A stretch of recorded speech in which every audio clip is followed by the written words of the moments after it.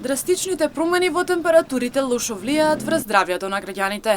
На удар се оние со хронични заболувања, бидејќи влијаат температурните разлики во текот на денот и во текот на утринските и вечерните часови. Дополнително на оваа се уште актуелни и болните со респираторни болести, па затоа се полнати ординациите на матичните лекари. На удар се метеоропатите и оние што се хронични, на кои што и делува овие промени. Тука се оние со респираторните заболувања и кардиоваскуларните, значи што имаат астма, затоа што концентрацијата на полен е позголемена, влажноста во воздухот.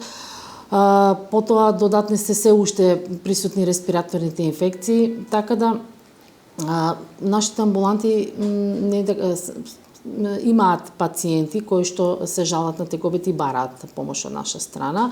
Со апел, оние кои што имаат хронични заболувања да внимаваат, значи на исхраната во овие празници, да биде се во умерена доза и секако терапијата што имаат ординирано редовно да ја земаат. Присутни се и алергиите, бидејќи сме во период на интензивно цветење на дрвцата. Но Митрова вели поголем дел од граѓаните знаат за своите алергии и предпорачливо е навремено да се зема терапијата. Тоа што е периодот на интензивно цветење се буди, како што кажа природата, меѓутоа Македонија е една од земите каде што имаме во текот на целата година експозиција на алергени, затоа што етапно цветаат. Има растенија и земјзелени кои што цветаат во рана пролет, потоа пролета и во текот на летото.